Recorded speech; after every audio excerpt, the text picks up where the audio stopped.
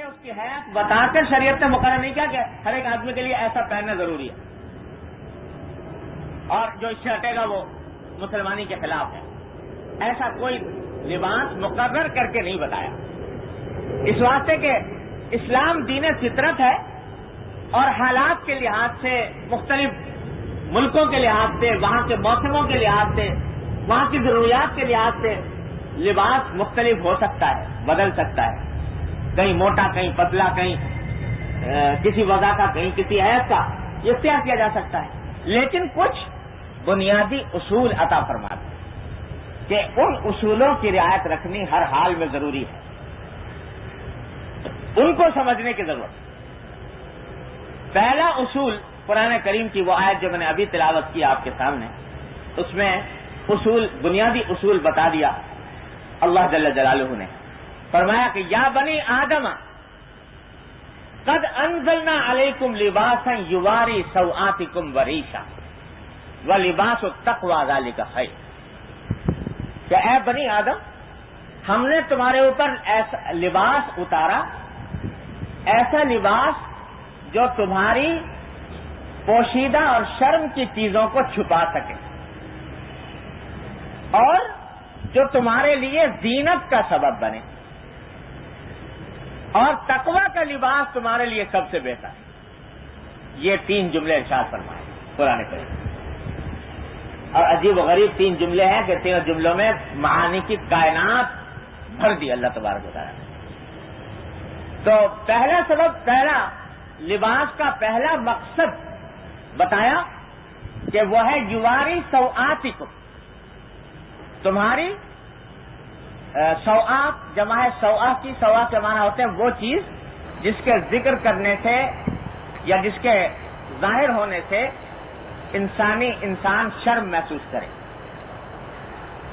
مراد اس کی ہے ستر عورت، یعنی لباس کا سب سے بنیادی مقصد وہ ستر عورت ہے کہ مرد اور عورت دونوں کے جسم کے کچھ حصوں کو اللہ تبارک و تعالیٰ نے عورت قرار دیا، یعنی وہ چھپانے کی چیز، ان کو چھپانا، پوشیدہ کرنا، یہ لباس کا بنیادی مقصد ہے. وہ ستر کیا ہے؟ مردوں میں اور ہے، عورتوں میں اور ہے. مردوں میں ستر کا حصہ جس کو چھپانا ہر حال میں ضروری ہے وہ ہے ناف سے لے کر گھٹنوں تک کا حصہ، یہ پورا ستر ہے مرد کے لیے. اس کو کھولنا جائز نہیں، اس کو ہر حال میں چھپانا ضروری ہے.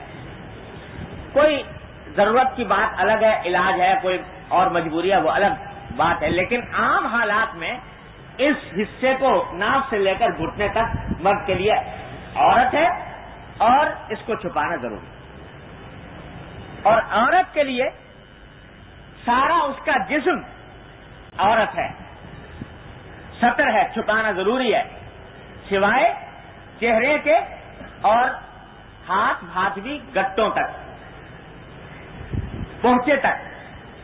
یہ ہاتھ اور یہ چہرہ یہ ستر میں داخل نہیں، باقی سارا جسم عورت کا ستر ہے، چھپانا ضروری ہے.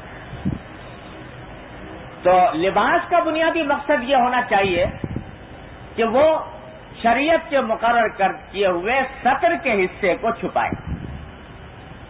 جو لباس اس مقصد کو پورا نہ کرے وہ لباس ہی نہیں شریعت کی نگاہ میں، وہ لباس اس لائق نہیں کہ لباس کہلائے، کیونکہ بنیادی مقصد جس کے لیے بنایا گیا تھا وہ پورا نہیں کرنا. اور اس کی 2 صورتیں ہوتی ہیں مقصد پورا نہ کرنے کی. ایک صورت یہ ہے کہ لباس ایسا پہنا جس میں اس میں سے کچھ حصہ کھل گیا دوسروں کے سامنے، تو یہ بھی کشف عورت اس کو کہتے ہیں، کشف عورت ہو گیا اور لباس کا مقصد حاصل نہ ہو. اور دوسرا کشف عورت کا راستہ یہ ہے کہ اس کو لباس سے چھپایا تو، لیکن وہ لباس جو پہنا وہ اتنا باریک ہے کہ اس سے اندر کا بدن جھلکتا ہے، یا اتنا چست اور تنگ ہے کہ اس کا جسم کے ابھار اور جسم کے بناوٹ وہ لباس پہننے کے باوجود نظر آ رہی ہے، تو یہ بھی ستر کے خلاف ہے۔ تو مرد کے لیے ناک سے لے کر گھٹنے تک کا حصہ اس طرح چھپانا ضروری ہے کہ ایسے کپڑے سے چھپایا ہوا ہو جو اتنا موٹا ہو کہ اندر سے جسم ڈھلکے نہیں، اور اتنا چست نہ ہو، اتنا ڈھیلا ہو کہ وہ اندر کے اعضاء کو نمایاں نہ کرے۔ اور یہی عورت کا معاملہ ہے کہ سارے جسم کو ایسے کپڑے سے چھپانا ضروری ہے۔